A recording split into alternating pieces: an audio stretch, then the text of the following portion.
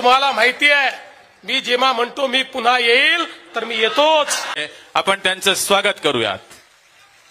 सद्गुरु श्री गंगागिरी महाराज की, सद्गुरु श्री नारायणगिरी महाराज की, बोला पुंडलिक वरदा हरी विठ्ठल श्री ज्ञानदेव तुकाराम पंढरीनाथ भगवान की जय, माऊली ज्ञानेश्वर भगवान की जय, जगद्गुरु तुकाराम महाराज की, बोल सियापति रामचंद्र की, पवन सुत हनुमान की, उमापति महादेव की, बोलो जी भाई सब संतन की, सनातन हिंदू धर्म की, गोमाता की, भारत माता की, छत्रपति शिवाजी महाराज की, धर्मवीर छत्रपति संभाजी महाराज की जय। भवानी हर हर हर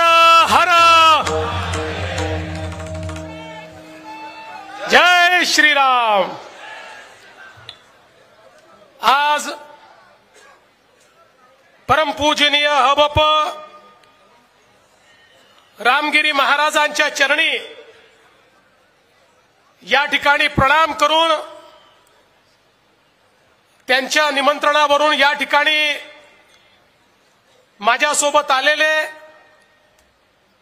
माझे सहकारी राज्याचे मंत्री श्री राधाकृष्ण विखे पाटीलजी, श्री गिरीश महाजनजी, विशेष रूपाने या ठिकाणी आलेले सुदर्शन चॅनलचे मालक आणि कर्मठ हिंदुत्ववादी असे सुरेश चव्हाणकेजी, मंचावर उपस्थित आमचे सहकारी रमेश बोरनारेजी, विठ्ठलराव लंघेजी, अमोल खताळजी, त्याचप्रमाणे धनंजय दुर्डे पाटील, अविनाश गलांडे पाटील, दिनेश परदेशी, अक्षय महाराज भोसले, आमच्या सहकारी स्नेहलताताई कोल्हे, बाळासाहेब मुरकुटे, भानुदासजी मुरकुटे, भानुदास भाऊसाहेब कांबळे, कैलासजी पवार, बसवराव मंगरुळे, राजेंद्र पिपाळा, जिल्हाधिकारी दिलीप स्वामी, त्याचप्रमाणे श्री वीरेंद्र मिश्रा, श्री विनय राठोड,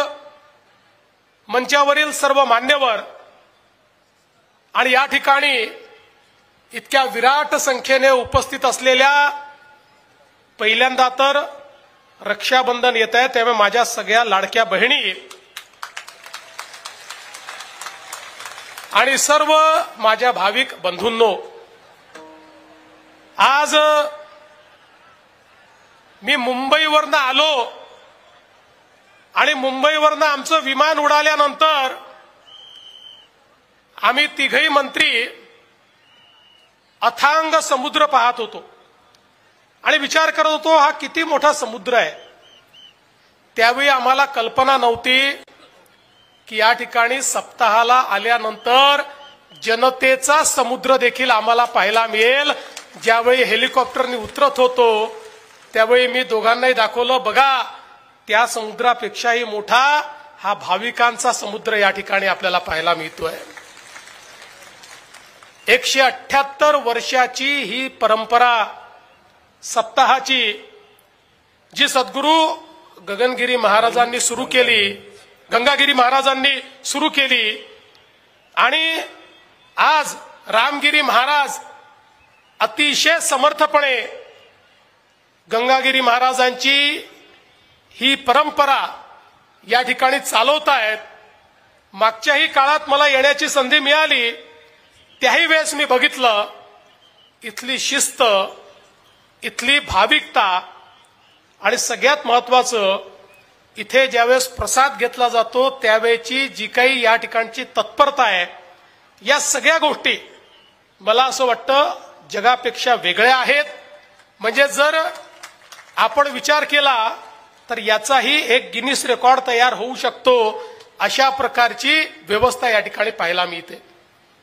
खरं तर याचं निमंत्रण देण्याकरता परमपूजनीय रामगिरी महाराजांचा निरोप आला की मला मुंबईला यायचंय, पण मी निरोप दिला। खरं म्हणजे मुख्यमंत्र्यांच्या निवासस्थानी त्यांचं स्वागत करायला मला आनंदच झाला असता, पण मी निरोप दिला, पहिल्यांदा मला तुमच्या दारी येऊ द्या, पहिल्यांदा मला शनिदेवाचं दर्शन आणि या सर्वांचं दर्शन घेऊ द्या, तुमचं दर्शन घेऊ द्या, मग तुम्ही त्या ठिकाणी मुंबईला या. याचं कारण आपल्या सगळ्यांना माहिती आहे की ज्यावेळी लोकसभेच्या निवडणुकीमध्ये या महाराष्ट्रामध्ये एक प्रयोग झाला आणि त्या प्रयोगातनं एक प्रकारे वोट जिहाद अशा प्रकारची व्यवस्था उभी राहिली आणि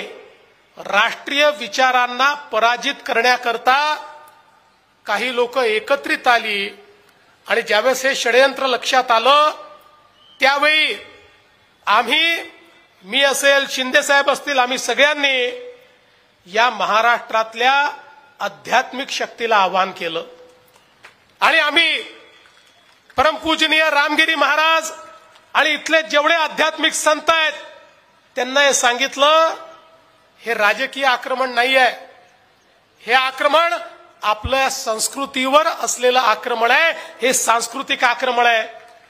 काही मुठभर लोक हे जर एकत्रित येऊन या ठिकाणी धर्माच्या नावावर राष्ट्रीय विचाराला, संतांच्या विचाराला पराजित करू शकतात अशी भावना तयार झाली, तर जसं पूर्वीच्या काळामध्ये आमच्या मंदिरांवर आक्रमण झाले, आमच्या संस्कृतीवर आक्रमण झाली, तसे मूक आक्रमण पुन्हा एकदा आपल्याला पाहायला मिळेल.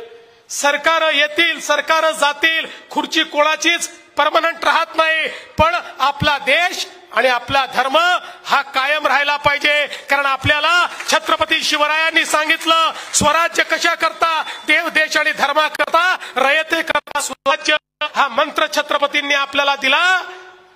आणि मी खरोखर या आध्यात्मिक शक्तीचे साष्टांग दंडवत घालून यांना प्रणाम करीन की या शक्तीने उभ्या महाराष्ट्रामध्ये चेतना पेटवली आणि उभ्या महाराष्ट्राला सांगितलं की आपल्या संस्कृतीला वाचवायचं असेल तर आपल्याला जाती भेद विसरून सगळ्यांना एक यावं लागेल.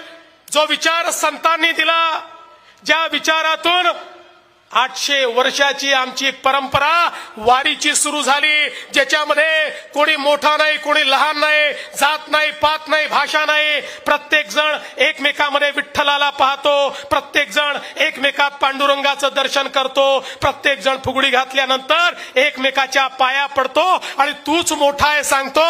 हीच परंपरा जिवंत राहिली पाहिजे. याकरता आमचे रामगिरी महाराजांसहित ही सगळी संत शक्ती मैदानामध्ये उतरली आणि तुम्ही परिणाम पाहिला. संत शक्ती ज्यावेळेस मैदानात उतरते सगळ्यांचा सुपडा साफ होतो. त्या ठिकाणी अभूतपूर्व अशा प्रकारचा विजय आम्हाला मिळाला आणि म्हणूनच मला या ठिकाणी येऊन जाहीरपणे या संत शक्तीचे आभार मानायचे होते आणि म्हणून मी त्यांना सांगितलं, तुम्ही येऊ नका, आधी मला येऊ द्या. आता महाराज आपण कधी या, आपलं स्वागत मुख्यमंत्र्याच्या निवासस्थानी करायला मला अतिशय आनंद होईल. आज या निमित्ताने मला अतिशय आनंद आहे. आमचे गिरीश भाऊ असतील किंवा राधाकृष्ण विखे पाटील जी असतील, आपल्या सरला बेटाचं जे काही कार्य आहे हे कार्य पुढे नेण्याचा प्रयत्न करतायत.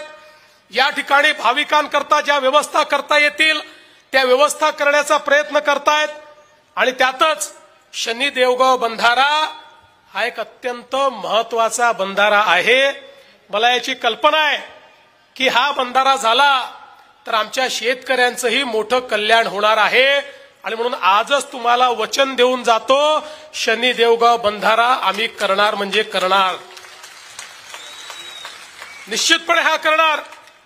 आणि यासोबत आमचे सुरेश चव्हाणके दिल्लीवरनं आले, ते विशेषत्वाने रामगिरी महाराजांचं या ठिकाणी एक संदेश देण्याकरता आले आणि ते म्हणजे या ठिकाणी जो काही सरला बेटाचा विकास आराखडा 109 कोटी रुपयाचा तयार झालेला आहे, हा विकास आराखडा त्या ठिकाणी कार्यान्वित झाला पाहिजे. सुरेशजी तुम्हाला आणि या तमाम भगवत शक्तीला या ठिकाणी मी आश्वस्त करतो की आपला हा जो काही आराखडा आहे महाराज, यालाही आम्ही लवकरच मान्यता देऊन त्याचंही काम हे आम्ही निश्चितपणे या ठिकाणी सुरू करू. खरं म्हणजे आज आपल्याला मोठ्या प्रमाणात या ठिकाणी परिवर्तन करायचं आहे. आणि सगळ्यात महत्वाचं जर काही असेल तर एकीकडे आज आपण आपल्या शेतकऱ्यांना त्या ठिकाणी मोफत विजेची व्यवस्था उभी केली. आता दिवसा 12 तास वीज आपल्याला द्यायची आहे. येत्या काळात सोलरची वीज देखील आपण देणार आहोत. पण त्यासोबत आमच्या शेतकऱ्यांना सिंचनाच्या सोयी देऊन त्यांना कायम कर्जाच्या विळख्यातनं आपल्याला मुक्त करायचं आहे. आणि म्हणून सगळ्यात महत्वाचं काम आपण हातामध्ये घेतलंय. आमचे दोन्ही मंत्री या ठिकाणी कामाला लागलेले आहेत आणि आम्ही ठरवलेलं आहे या ठिकाणी आमचा जो काही सगळा बाहेरचा भाग आहे, विशेषतः आमच्या ज्या थेट तिकडनं उचलायचं आणि नदी जोड प्रकल्पाच्या माध्यमातून मराठवाड्यामध्ये आणि नगर जिल्ह्यामध्ये आणायचं, जेणेकरून आमच्या मराठवाड्याच्या या पिढीने दुष्काळ पाहिला. पण आम्ही शपथ घेतली आहे मराठवाड्याच्या पुढच्या पिढीला आम्ही दुष्काळ पाहू देणार नाही. त्यांना दुष्काळातनं मुक्त करायचं आहे आणि याचं काम आम्हाला याच वर्षी सुरू करायचं आहे. याची तयारी देखील आम्ही सुरू केलेली आहे. बंधू भगिनींनो, हा जो काही आशीर्वाद आम्हाला मिळालेला आहे, या आशीर्वादातून आम्हाला मोठं परिवर्तन घडवायचं आहे.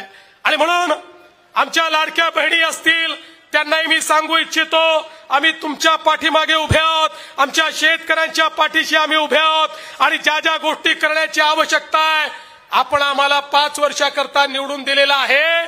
मी तुम्हाला याच मंचावरनं सांगतो, 5 वर्षानंतर तुम्हाला आम्हाला निवडून दिल्याचा आनंदच असेल, तुम्हाला कधीच पश्चाताप होणार नाही. असं काम या ठिकाणी आम्ही करून दाखवू. आणि म्हणूनच जेव्हा आपल्याला काम करायचं असतं त्यावेळी आपल्या पाठीशी आध्यात्मिक शक्ती देखील लागते.